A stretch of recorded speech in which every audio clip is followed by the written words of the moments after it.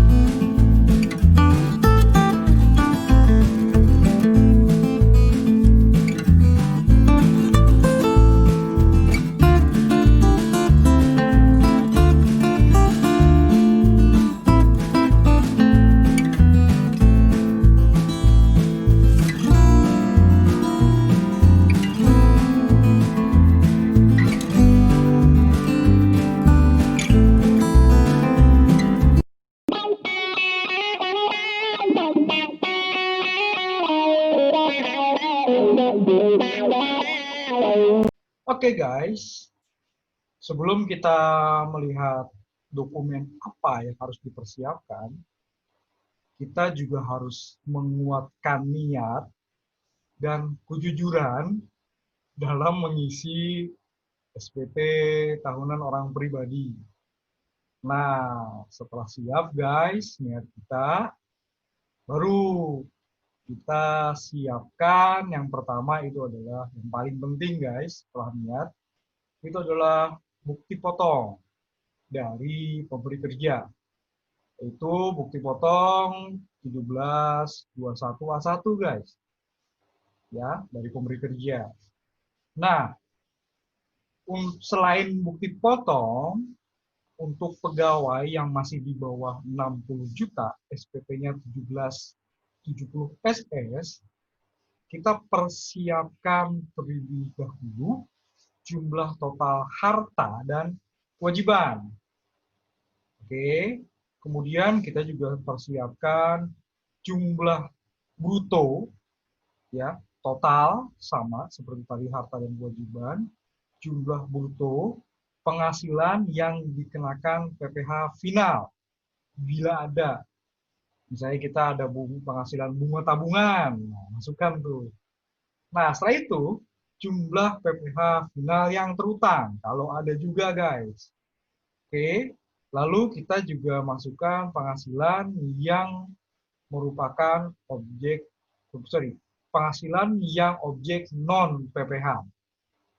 Oke, bagi yang di atas 60 juta, ya, pegawai yang menggunakan SPT 1770S, oke, sama seperti tadi, tapi di sini harus di breakdown guys. Oke, jadi selain bukti potong 1721A1, pegawai yang menggunakan 1770S, oke, harus mempersiapkan daftar harta dan kewajiban, daftar harta dan utang. Oke, lalu juga harus mempersiapkan daftar penghasilan yang dikenakan PPh final bila ada lagi. Lalu daftar PPh final yang terutang. Sama, ini semua dalam bentuk penjelasan lebih lanjut guys, nggak kayak tadi yang SS ya, cuman jumlah-jumlah aja, bruto-bruto aja. Daftar PPh final yang terutang. Lalu siapkan juga daftar penghasilan yang non objek PPh. Oke. Lalu juga daftar penghasilan objek non final dalam negeri lainnya selain dari pekerjaan. Nah, kalau yang tadi yang SS kan nggak ada daftar keluarga ya. Nah, yang S ini wajib guys. Wajib mempersiapkan dokumen keluarga karena nanti di sana ada nomor induk kependudukan ya. Oke, jarang sekali orang yang hafal NIK masing-masing itu, apalagi ini sekeluarga guys. Jadi itu guys ya, dokumen-dokumen yang dibutuhkan untuk mengisi SPT pegawai, baik 1770S maupun formulir 1770 SS. Oke guys.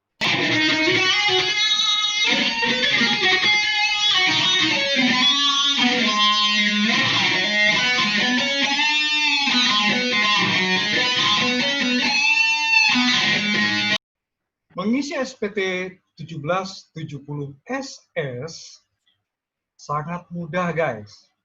Oke, kalau kita kembali ke materi yang sudah pernah disampaikan dalam Android Channel, itu hanya memindahkan angka saja. Plus yang tadi itu, jumlah penghasilan bruto final, jumlah PPh final dipotong, jumlah harta, jumlah semua ya guys ya. Oke, nah sekarang guys, kita cek bagaimana sih cara ngisinya. Nanti akan ada contoh ya. Tapi kita kesini dulu sebentar. Bagaimana sih cara ngisinya? Oke, lihat tanda panahnya guys. Oke, kenapa dibilang mudah? Jadi yang sebelah kanan ini guys, ini adalah bukti potong 1721A1 dari pemberi kerja. Sementara yang sebelah kiri itu adalah SPT tahunan 1770 SS. Yang perlu kita pindahkan angkanya, ini nggak semua ya. Nggak semua ini. Kita cuma lihat di sini angka yang berapa nih? Berapa? 8 ya. Yang pertama 8. Pindahkan ke 1 di sini guys. Jadi lihat tanda panahnya ya, yang satu ini. Ini sebenarnya poin 8.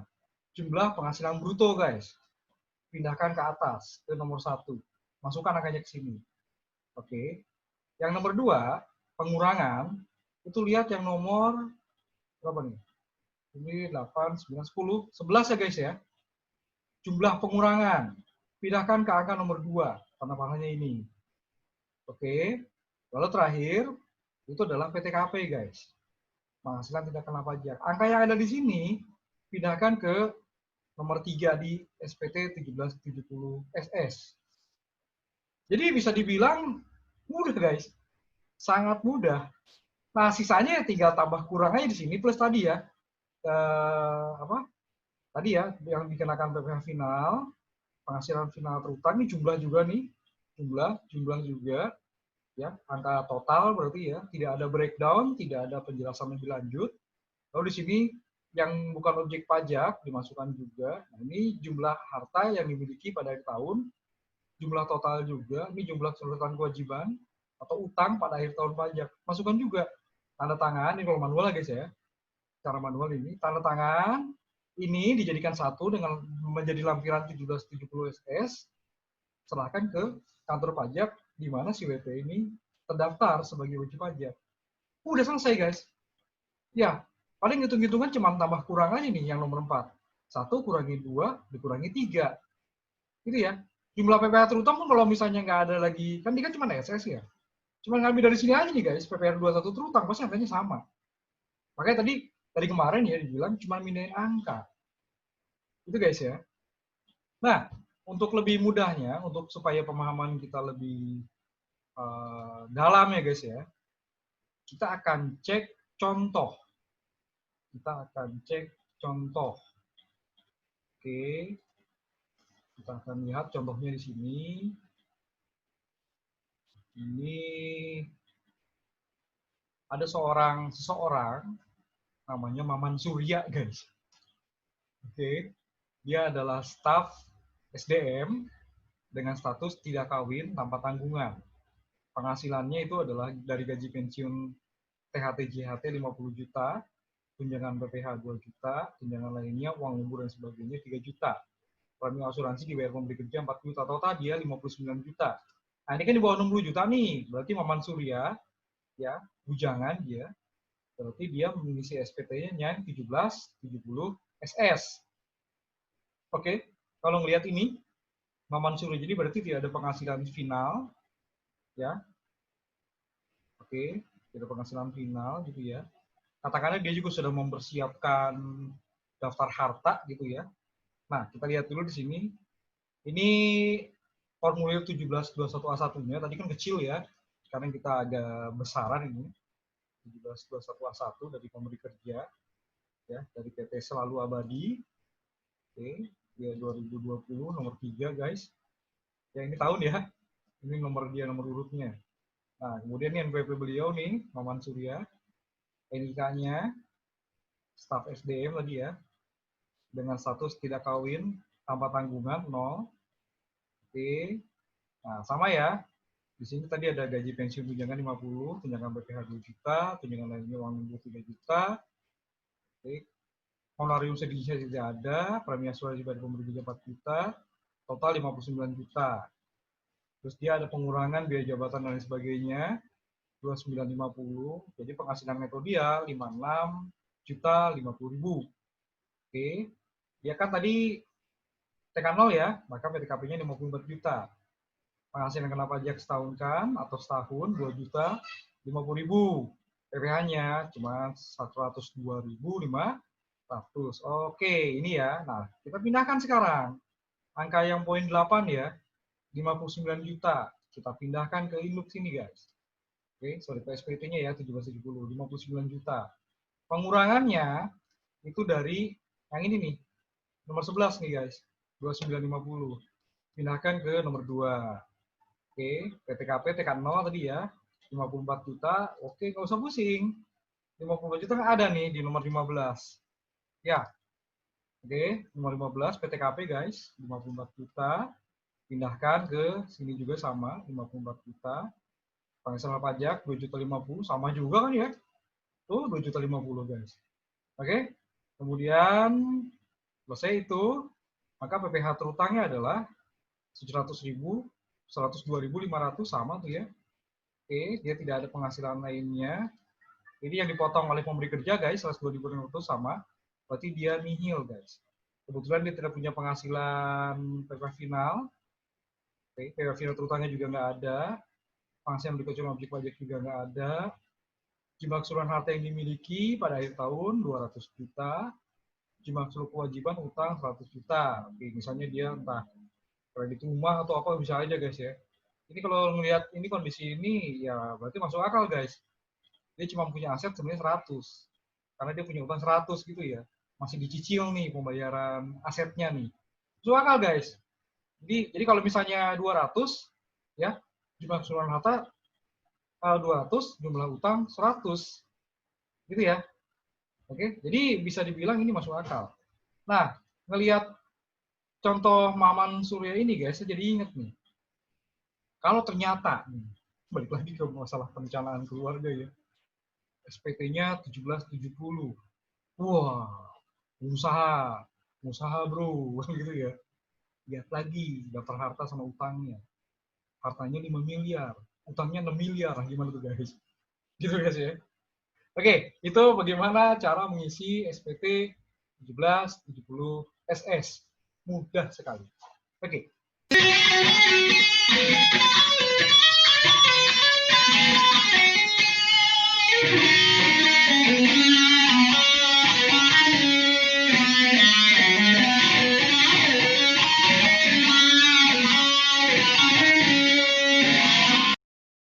Formulir 1770S memang agak sedikit lebih banyak yang harus diisi guys.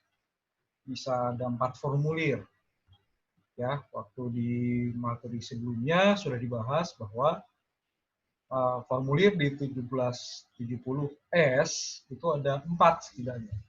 Ada induk, lampiran nomor 1, lampiran nomor 2, juga lampiran MT atau PH. Nah, kita akan melihat pengisian SPT 1770S, tapi bukan yang lajang ya, seperti tadi contoh Maman Surya. Kita akan yang menikah, tapi NPWP istri sama suami berbeda. Jadi langsung ke yang sering terjadi guys. Istri punya NPWP yang berbeda dari NPWP suami. Baik, kita langsung saja masuk ke ini dia. Oke, Maman, contohnya di sini ya, Maman dan Nani masing-masing memiliki NPWP sendiri. Jadi nomornya beda guys. Nomor mereka ini beda, Maman dan Nani ini. Nah, kemudian pasangan ini punya satu anak dan seluruh harta dan kewajiban di atas namakan Maman. Jadi tidak ada harta yang di atas namakan Nani, guys. Pasangan ini masing-masing bekerja dari satu pemberi kerja. Dan mereka tidak memiliki penghasilan yang bersifat final. Juga tidak memiliki penghasilan yang non-objek PPh. Nah, ini bukti pemotongan 1721A1 Maman dan Nani, guys. Oke, ini Maman ya, tahun 2020. Di sini dia statusnya K1. Oke. Oke. Kemudian penghasilan dia, guys, penghasilan bruto dia yang 8 ini, guys. Yang bagian 8 ini ya, itu adalah 97 juta. Jadi penghasilan bruto dia sudah di atas 60 juta. Nah, ada pengurangan-pengurangan di sini biaya jabatan, guys, dan biaya pensiun. Jadi penghasilan neto Maman 92.150.000.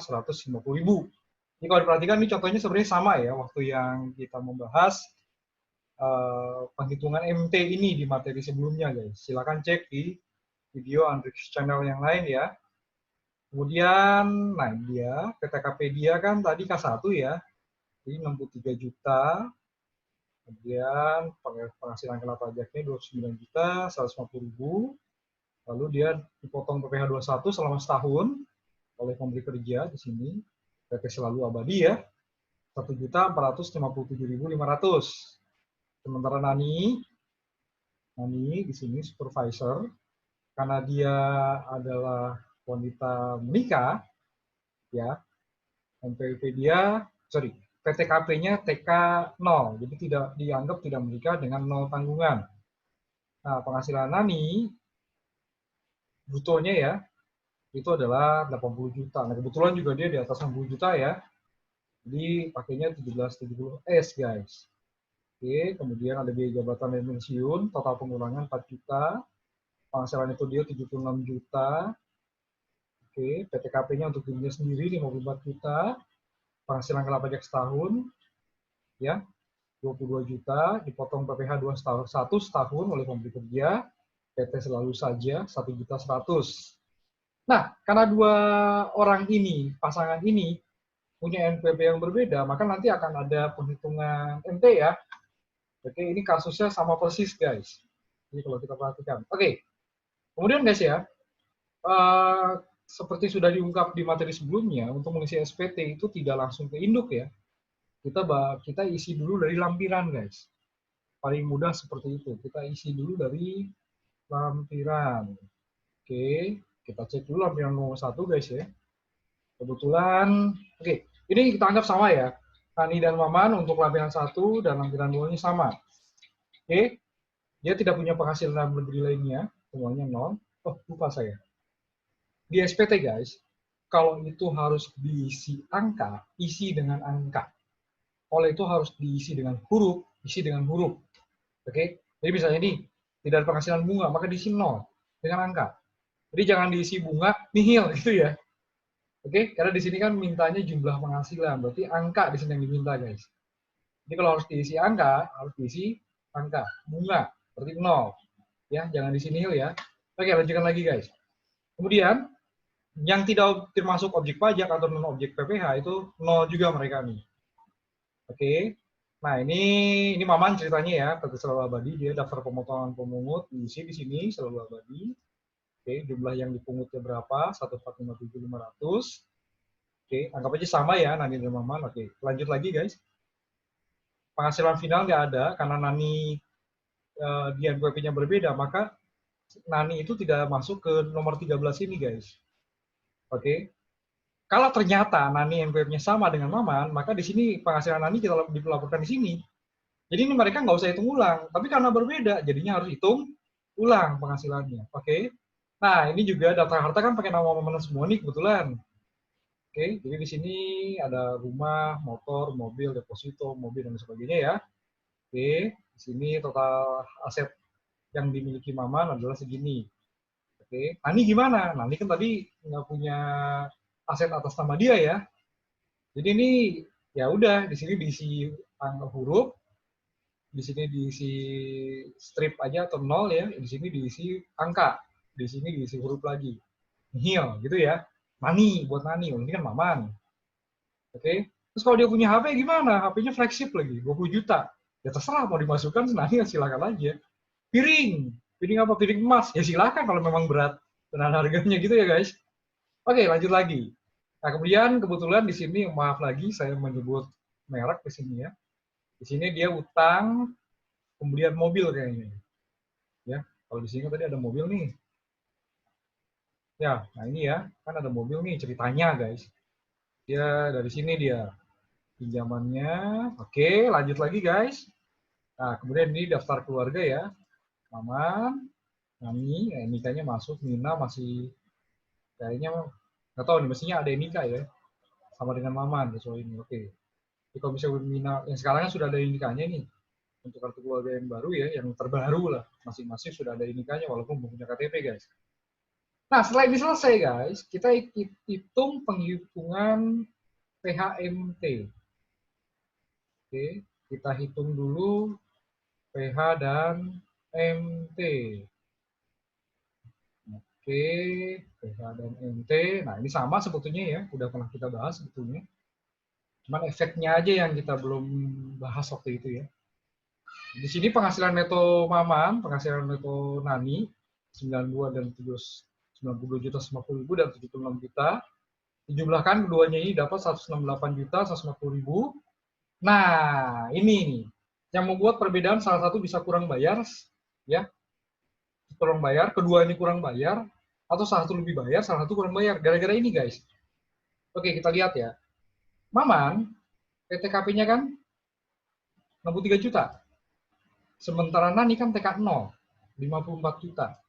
Gara-gara ada penggabungan guys, ya PTKP mereka jadi 117 juta. Oke. Nah, maka penghasilan kena pajaknya 51 juta 150 ribu. Dihitung pajaknya dia kena tarif lapisan kedua guys, karena di atas 50 juta ya.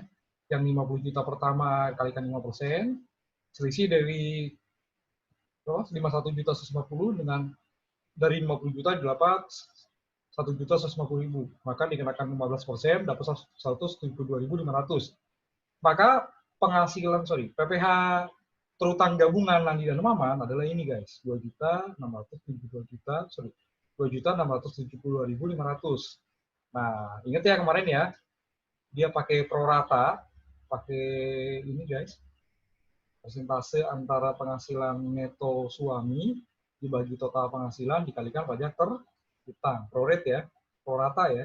Maka di sini kita pajak yang terutang untuk Maman 92 juta dibagi 168.000 dikali 2 juta 672.500. Maka Maman pajaknya adalah 1 juta 464.590 rupiah. Sementara Nani 76 juta dibagi 168 juta 150.000 dikali 2 juta 672.500. Maka Nani adalah 1 juta 207.910. Nah, ini nanti ditarik ke induk, guys. Oke, kita lihat Maman dulu ya. Nah, ini ceritanya Maman nih, guys. Kan penghasilan netonya nih diambil ya. Ambil nih penghasilan netonya dari apa? Ini ya, A1 di poin ke ini juga sama mindahin angka, guys. Di A1-nya nih Maman nih yang 92 juta, penghasilan netonya yang ini ya. Oke, butir 12, guys. Sorry, butir 14 ya. Butir 14 kita tarik ke sini, guys, ke nomor 1. Dia tidak punya penghasilan neto lainnya, tidak punya penghasilan neto luar negeri, maka jumlah netonya 92 juta 150 ribu.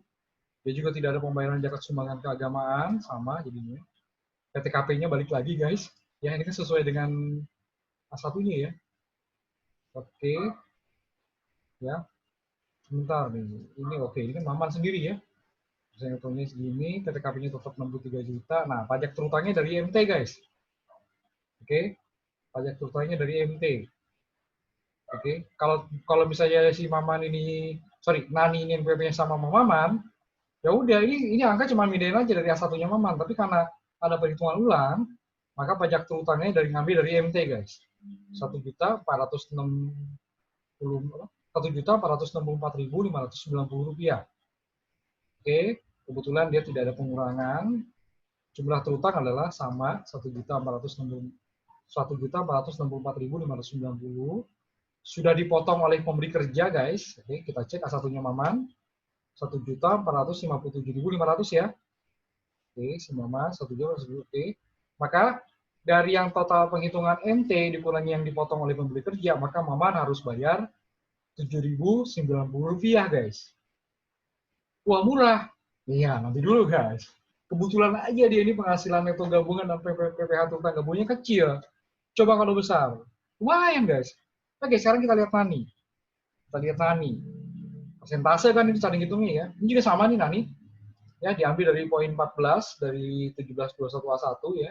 Penghasilan netonya sebuah pekerjaan. Dia tidak penghasilan dalam negeri, tidak penghasilan ke luar negeri. Jumlah penghasilan total 76 juta. PTKP-nya TK0 guys, 54 juta. PHKP penghasilan kala pajak 22 juta. Nah, ini juga sama nih guys. Ini tarik dari ya MT. Si Nani tadi MT-nya berapa? 1.207.910 rupiah. Nah, di SPT Nani, inilah angkanya. Padahal kalau, oke lanjut dulu ya. Oke, dia sudah dipotong pemberi kerja 1.100.000, maka Nani harus bayar lagi kekurangannya. Ya, store sendiri ke negara 107.910. Oke guys, jadi ya ini yang terjadi guys. Kalau misalnya ada MT, tidak bisa lagi cuma mindahin angka, udah gitu laporkan nihil gitu ya. Kan yang sekarang terjadi kan gitu guys. Kalau NPWP istri berbeda dengan NPWP suami guys. Si istri bayarnya lebih besar daripada si suami jadinya.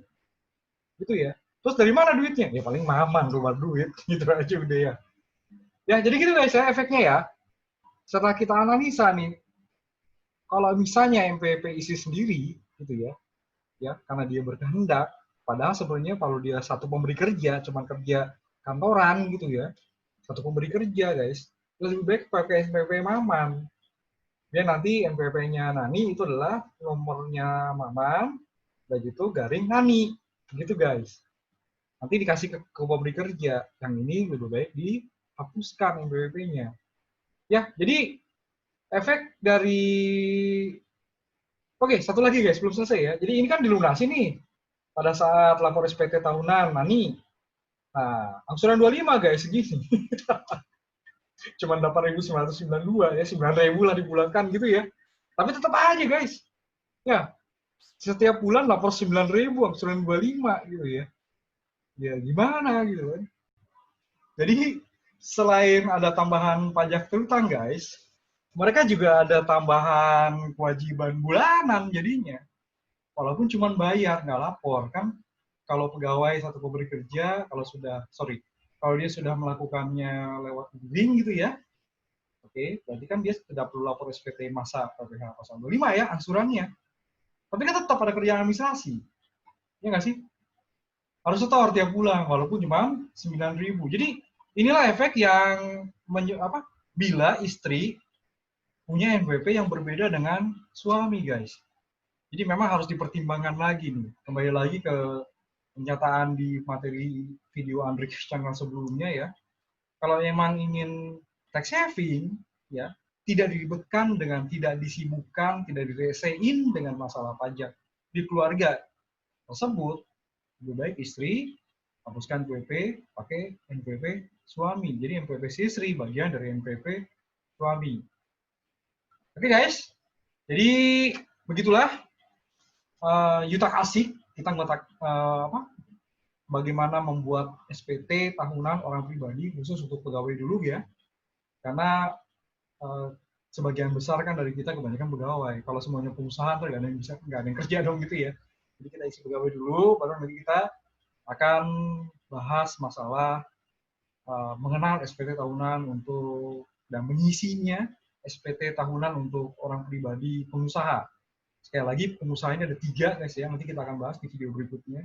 Entah di split atau dijadikan satu. Pengusaha yang melakukan pembukuan, pengusaha yang melakukan pencatatan, pengusaha yang dikenakan PPh final 0,5%. Oke guys, sampai jumpa lagi di video Ambrix Channel berikutnya. Terima kasih sudah like dan share. Jangan lupa subscribe ya guys ya. Sorry, sudah sini ya. Jangan lupa subscribe guys. Oke. Akhir kata, wassalamualaikum warahmatullahi wabarakatuh.